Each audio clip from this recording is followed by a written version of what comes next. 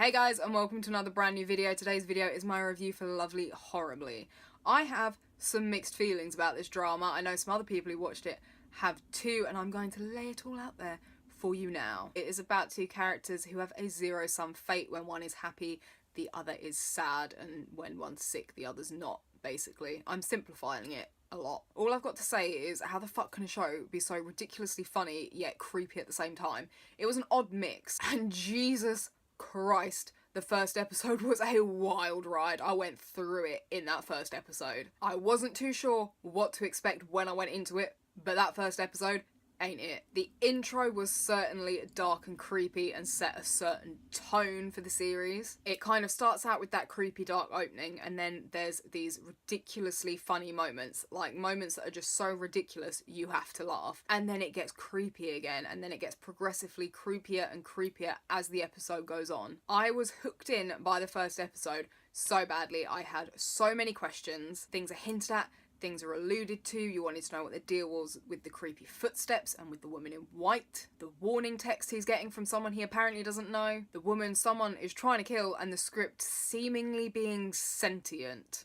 That one episode fucked me up, and I was so ready to sit and binge this, which I did for the most part. But ultimately it ended up kind of becoming a mixed bag for me, and there are some things I liked and some things I didn't, and the more I reflected on the show, the more the initial oh my god this is great feeling kind of died down, and some things that weren't so great popped up.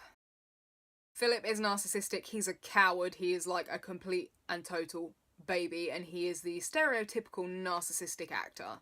Basically. That is Philip in a nutshell. He's pretty unlikable. It is pretty funny how much of a wimp he is though, and he is kind of ridiculous because he'll be all arseholey and up himself one moment, and then he'll be screeching like a baby because he's fallen through the floor the next. He was funny in that regard. He was funny when he had his crybaby wimpy moments. He did make me cringe when he tried to act cute, but to be fair to him, he does have some character growth. I feel like he did become a better person by the end of the series, even if he was still whiny at some points. It just takes kind of a while to warm up to his character a bit, if at all, because I know some people didn't, because, you know, his character thinks he's the centre of the universe, and he's, you know, like I said, really hard to like. As for Ulsoon, I felt for her really badly. She's gone through quite a lot of shit. It was really easy to empathise with her. She has struggled. She's not had a great time. But she still kept fighting. She still kept living. She still kept trying to make her dreams of being a writer come true. You'd think that going through everything she has would make her kind of a bitter person, but it's not. She can't not help someone who's in trouble. I actually feel like she's a very kind person, and she, too, her character growth, she came out of her shell a lot. But I do think there are some times when you can be a bit too kind.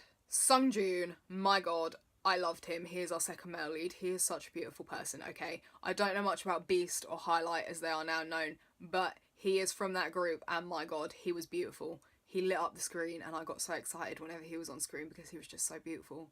And I just stared at him because he was so beautiful. He is a really great friend to our female lead. He really looks out for her. He tries to help her even if he has to do it in a way that she might not like or that might hurt her. Unfortunately, she doesn't see him that way, which I feel is kind of a pity. Is she blind? Interestingly, his character can see ghosts, bless him, which was an interesting element that I wasn't expecting. And I kind of thought he would have a bigger part to play because of the ghosts in the show, but no. Which baffled me a little bit, because I was like, I assume you're bringing in a character that can see ghosts because they're going to have a big part to play. But he kind of didn't, okay? That was a disappointment, in more ways than one. Although I guess if they just asked him to ask the ghost what the problem was, then the show would have been done in like a few episodes, so I get it. But I kind of felt like they were setting up to have more of a focus on him than there ended up being. Plus, I feel like there should have been more of a focus on him because it probably would have made the drama a bit more. I just feel like his character deserved better. As for the rest of the cast, I love Philip's manager right up until the end, but my god, the plot twist with him I did not see coming at all, and I was literally sitting there and I was like, excuse me, what now? No fucking way. Like, what just happened? I also really liked his two little friends that used to be in the idol group with him. I mean, They would just casually be having like, oh look, oh, they're being such good friends to him. Oh, that's so cute. Look, Philip has friends now. And then one of them would just be like, that's why I hated you. Awkward. Did think it was sweet that they did end up becoming his friends again. And I really liked the banter between the three of them. One of them was kind of a crybaby. The other one was kind of just like to show you the contrast. When Philip was going through some shit and he was just lying on the sofa, you got the one that wanted to take care of him, and then you got the one that just felt for his pulse and was like, are you dead? No, you're not dead. Bye. Right. Then we have the two characters that I fully hated, Yuna and Miss Key. Like, wow, I fully hated them. Like, I'd put the pieces together about Yuna before the big reveal, and I spent so many episodes just being like, can we get rid of you now? Like, you better pay for what you did. And I was so like, if she gets away with this, I'm throwing my laptop out the window. I was not at all satisfied with her ending. Much like the characters, I was not satisfied with Miss Key's ending either. I feel like they got off really lightly. They were just such nasty characters, and every time something was revealed about them, it was like, do you know what? Disgusted, but not surprised. I do, however, have to commend the actress who played Yuna and the actress who played Miss Key, because they both did completely brilliantly in their roles. Like, just the sense and the feel and the vibe they gave off, especially the actress who played Yuna, because obviously her character's all sweet and innocent, but she did the darker undertones. Gi Kwang, the actor who plays Sung Joon, did really well with his role as well, particularly the seeing ghosts aspect. How he played it was really nicely done. I'm just sad that they didn't give him more to do. I am aware he is the second male lead, okay, I am aware, but I feel like they could have used him more and brought him into the story more than the way they just did. I was also kind of waiting for him to go dark at one point and go all evil, but that never happened. I don't think this drama was as bad as some of the reviews are making it out to be. Like, I kept everything straight. I had everything sorted out in my mind. I didn't really get confused with it. I found it enjoyable, and my god, was I pleased that I waited until all of the episodes were out before I started watching it, because if I'd had to wait a week for the next episode, I literally would have lost my shit. It was one of those shows where I immediately wanted to watch the next episode because I had to know what happened next, and it was so easy to binge watch it to the extent that I had to force myself to stop watching it at some points to actually get some sleep and to eat and to get shit done. There are so many elements, there are so many mysteries, there are so many questions, there is a lot of different plot threads woven in and all linked together really nicely. It has moments that are so ridiculous they're funny and you can't help but laugh, but it also has some really emotional moments too, some of which I felt were quite hard hitting to me anyway, because I really felt for our female lead, and so some of those scenes did really hit me in the feels. And then there's the level of creepy to the show in general. Like, it's a strange mix, but I oddly felt like it worked. I really liked how it filled in gaps as we went along. So the fire, for example, we knew it happened, but it would drop in flashbacks and drop in different pieces of information, different pieces of the flashback. It kind of reminded me a little bit of How to Get Away with Murder with that aspect, how it would drop a flashback that would completely change how you perceived things and what you thought you knew, and would make you look at a character differently. So it did really well at doing that and building things up. I enjoyed the ghost aspect and the whole thing with the script, because at one point I was fully convinced, right, that this script was magic and like whatever you wrote happened. Like, logically I knew this show was doing ghosts, but I didn't think it was going to stretch to a magical script. So logically I knew that was bullshit, but in my head at one point I was like, this is a magic script, man. You could write anything and it will come true.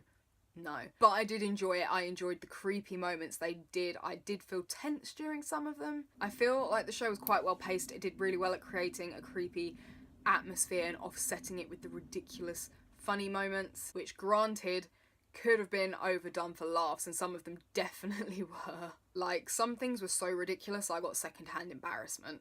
But it did keep me watching, and it kept bringing in different plot threads and expanding on what you already knew. I feel like everything was wrapped up and nicely ended.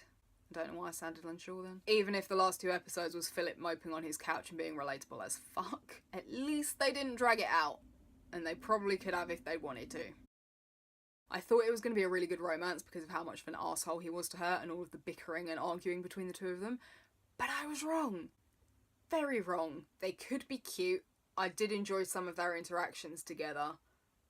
But I have never cringed so hard watching kissing scenes in a drama before. Awkward. So awkward. On the one hand, I did kind of ship the characters because they've both been there for each other, they've kind of grown and changed together, and I did feel like they kind of got each other and understood each other, and they could be quite sweet and have some cute moments. On the other, I was not wholly convinced of the chemistry between the two actors. I also feel like this one was quite light on the romance, which didn't help me find the chemistry, and I was looking hard for the chemistry between the two actors. I also did reach a point when they broke up again, and I was kind of just sitting there like, for fuck's sake, again? Really? We have to do this again? I'm also not 100% sure when they started getting feelings for each other or when the romance actually started. I feel like the actress did have better chemistry with Sung Joon, but obviously we all knew that wasn't going to happen. Although at one point I did think it would. Word of warning to you, if you're going to watch this drama, do not watch the kissing scene in the elevator. Just don't. I felt like I needed to bleach my eyes after I'd watched that scene. Right, so first things first, if you're on the hunt for a murderer and you find out where he's potentially hiding, surely the police wouldn't sound the siren and, you know, fucking warn him that they're coming, like, bro, better run. While I enjoyed the story, and I didn't get confused about the plot and all the threads that were brought in, there were some things that still didn't quite make sense to me at the end and it hadn't really been explained. Like, I really didn't get why Miss Key was so out for Philip and why she decided she was going to kill him and why he was the one that had to take the role so she could kill him. I didn't get why, unless it was because she knew that the guy would quite happily kill Philip for money, like, but how could you possibly already know that? I just don't really see the logic by what she had against him to make him her target, and her motives at some other points were a bit sus too. I did expect more dire things with the main leads, with the whole opposing fates and the whole one of us has to die thing, but you know, it was pretty chill there at the end, to be honest.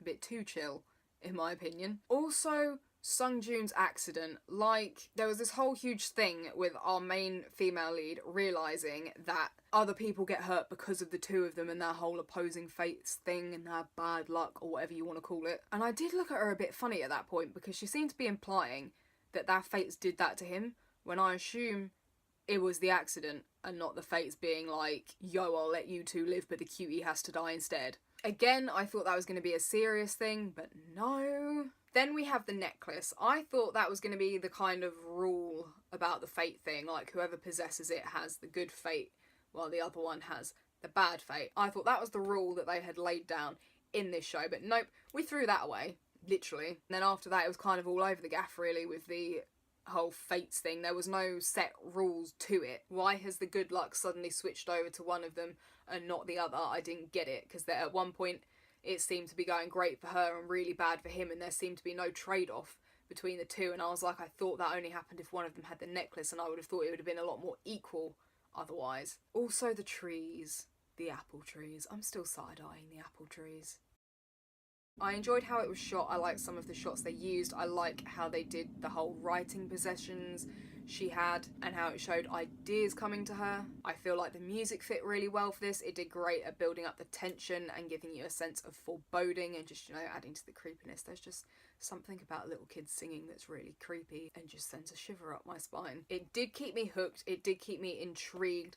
I needed to know what happened and how it all fit together, and I needed to see that bitch get punished. I did like the mix of comedy and creepy and mystery, even though some things were so ridiculous that I was kind of laughing in disbelief more than the fact that it was actually funny. There are some plot holes, there are some things that still don't quite make sense, like some characters' motivations. The acting performances weren't strong from everyone, and despite the fun interactions and the occasionally sweet moments, the chemistry was lacking between the two leads, to the point that it made the kissing scenes really awkward to watch. They were painful to watch. The drama, in my opinion, did start out strong, but as much as it hooked me and I wanted to know what happened and how it all fit together, towards the end it did go downhill, and I did reach a point towards the end when I kind of wasn't as excited to watch it and as desperate to watch it as I was before. I just think it wasn't executed as well as it could have been, and it had some weak points that could have been improved on. I hope you guys enjoyed this video. Let me know what you thought of Lovely Horribly if you have watched it, or recommend me